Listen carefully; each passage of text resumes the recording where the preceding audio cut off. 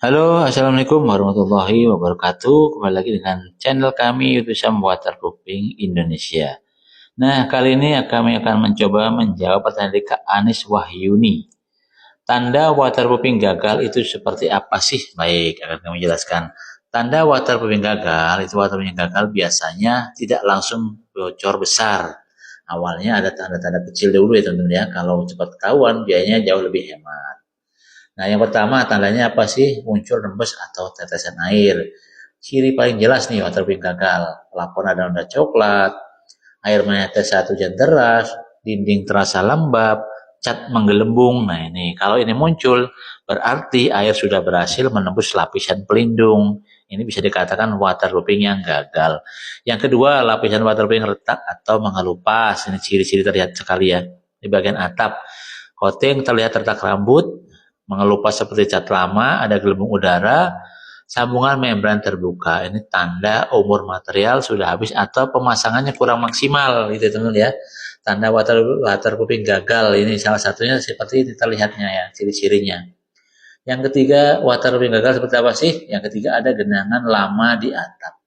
Kalau air mengenang lebih dari 24 jam, lama-lama lapisan ajari tertekan terus.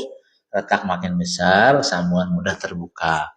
Waterproofing bagus tetap butuh drainase yang lancar, teman-teman. Makanya, kalau teman-teman menggunakan jasa kami, pasti akan kami bikinkan namanya tali air atau sodetan. Boleh dibilang sungai kecil di atas yang dari genangan langsung ke arah pembuangan. Tujuannya apa? Supaya tidak ada genangan yang bisa menyebabkan bocor. Karena apa sih? Air kan masuk nih, mau dibuang kemana?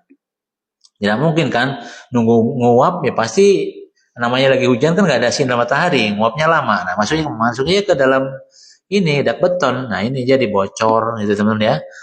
Tanda yang keempat, apa sih yang gagal? Gagal tanda waterproofing. Yang keempat muncul jamur dan bau apek. Nah, ini tanda ini sering muncul di dalam ruangan biasanya teman-teman ya.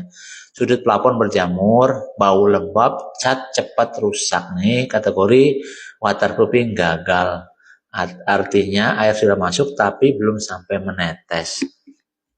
Yang kelima, cirinya apa aja? Umur waterproofing sudah lewat masa pakai. Ini rata-rata coating sampai 3 sampai 5 tahun, membran sampai 8 sampai 10 tahun. Nah, ini kalau sudah lewat, risiko gagal makin besar. Jadi kesimpulannya apa? Waterproofing gagal biasanya ditandai oleh pertama noda air, kedua retak dan kelupas, yang ketiga gelembung, yang keempat genangan lama, yang kelima jamur dan lembab.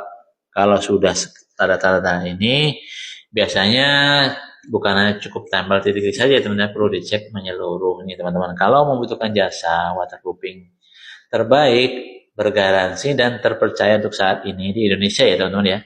Langsung saja hubungi kontak kami di nomor 0821 3435 8787 dengan Sam Waterproofing. Baik, di sini akan kami ulang ya. Apa sih sebenarnya waterproofing itu? Waterproofing adalah metode atau proses untuk membuat suatu permukaan menjadi kedap air, sehingga air tidak bisa meresap atau menembus ke dalam struktur bangunan. Nah, itu teman-teman ya. Biasanya waterproofing digunakan pada bagian bangunan yang sering terkena air atau hujan. Nih contoh nih area yang membutuhkan waterproofing. Biasanya itu dak beton atau atap beton ya teman-teman ya. Dinding gedung atau dinding rumah atau lain-lain lah ya. Nah, bagian dak ini biasanya bagian ini paling sering bocor karena terkena hujan dan panas setiap hari. Tanpa waterproofing, air bisa meresap lewat retakan rambut dan lain-lain. Ini untuk dak beton, atap beton maupun dinding ya teman-teman ya. Nah, yang kedua apa saja sih yang membutuhkan waterproofing? Yang kedua itu kamar mandi. Nah, area shower dan lantai kamar mandi kan wajib nih dilapisi waterproofing supaya apa? Supaya air tidak merembes ke bawah dan menyebabkan plafon bocor. Nah, yang ketiga biasanya area apa aja sih yang butuh waterproofing? Nah, yang ketiga ini biasanya kolam renang, teman-teman. Jadi tanpa waterproofing, air kolam bisa meresap keluar dan menyebabkan keretakan struktur. Nah, itu dia ya. Jadi area mana aja yang perlu di waterproofing? Dak beton, atap beton, dinding, kubah, nah dan lain-lain ya, kamar mandi, kolam renang, atap dan lain-lain yang perlu di waterproofing. Nih jenis-jenis waterproofing umum nih yang digunakan apa aja sih? Nah, yang biasanya pertama coating atau membran cair diaplikasikan pada kuas atau roller diaplikasikan ya, coating. Yang kedua, membran bakar. Ini dibakar dan ditempelkan di permukaan beton. Yang ketiga, integral waterproofing. Nah, ini dicampur langsung ke dalam adukan beton. Ini bisa dicampur langsung ya teman-teman ya.